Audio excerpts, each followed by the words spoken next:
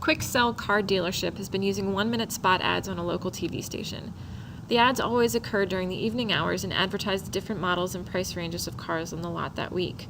During a 10-week period, the quick sell dealer kept a weekly record of the number of TV ads versus the number of cars sold. The data is provided on the right. Here are the results of the weekly television ads. The manager of the dealership believes there's a strong relationship between the number of ads shown on TV and the number of cars sold. We want to determine the correlation coefficient, association, and strength of this graph to refute or support the manager's thinking. Well, the correlation coefficient is 0.92. Since it's positive, we know that there's a positive relationship, meaning that as the number of weekly ads increase, the number of cars sold also tends to increase. 0.92 falls in a very strong correlation. This week, the manager only has enough money in the budget to run 12 ads. How many cars could he expect to sell? To help answer the manager's question, we will be making a prediction.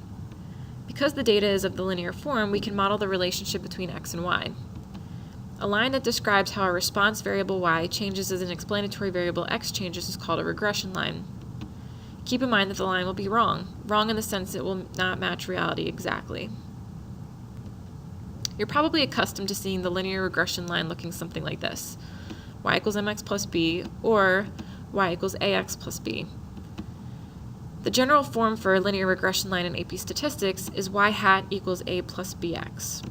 Y hat is the predicted value of the response variable for a given value of the explanatory variable. A is the constant, it's the y-intercept, the predicted value of y when x equals 0. And b is the slope, the average amount that y changes when x increases by 1 unit.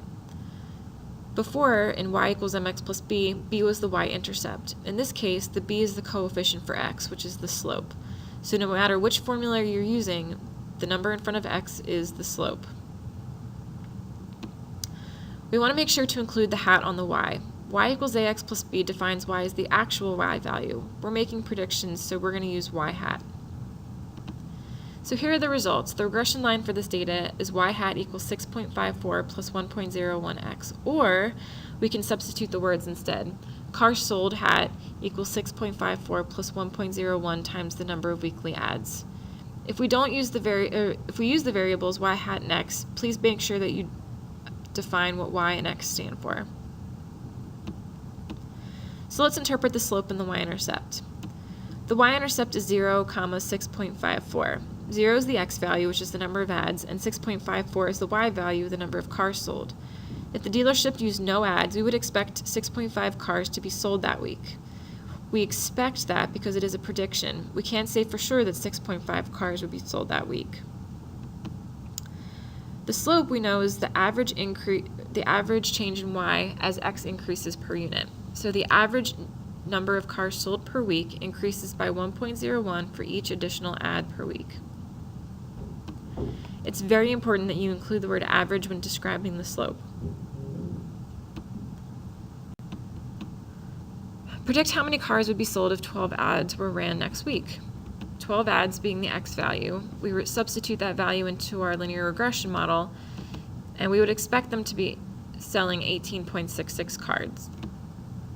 Predict how many cars would be sold if 40 ads were ran next week. The linear regression line would not be appropriate to predict 40 ads because 40 ads is outside of the range of data values collected about the number of ads. If you look in the table, the range of data values for the ads is 0 to 28. 40 falls beyond that. When you use the regression equation to make a prediction about a response variable that is outside the range of data values, it is called extrapolation. This can produce unreasonable results. Below is the scatter plot and its linear regression. Interpret the slope and y-intercept. The y-intercept is 0, 0.95. X is 0, which is the miles driven. Y is the toll in dollars, which is 0.95. So our interpretation is we expect that after driving 0 miles, the toll would be 95 cents. In other words, we expect a 95-cent flat fee. The slope is 0.05. So there's an average increase, because it's positive, of 5 cents per mile driven.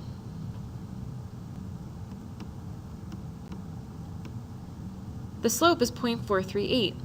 there's an average increase, because the slope is positive, of $438 for every additional 1,000 miles driven. The reason is 438 is because you can see on the axis that the repair costs are recorded in hundreds of dollars, and on the x-axis the mileage is recorded in thousands of dollars, or thousands of miles. So $438, 1,000 miles. Below is the software output for the information from the last example. Notice that the constant is the y-intercept, and the number below it is the slope. So if we were to write the equation, it'd be y hat equals negative 2.60 plus 0.438x. Below is the data output for minutes played by the Los Angeles Lakers starting lineup compared to the number of total points each scored. Write the linear regression model and interpret its slope and y-intercept. This is the linear regression model. The constant is the y-intercept, negative 607.2. The number next below it is the slope, 0.7007x. Writing it with words instead looks like this.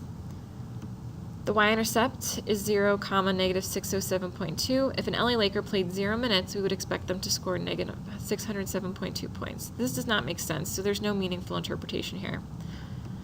The slope is 0.7007. This means there's an average increase of 0.7007 points for each minute played.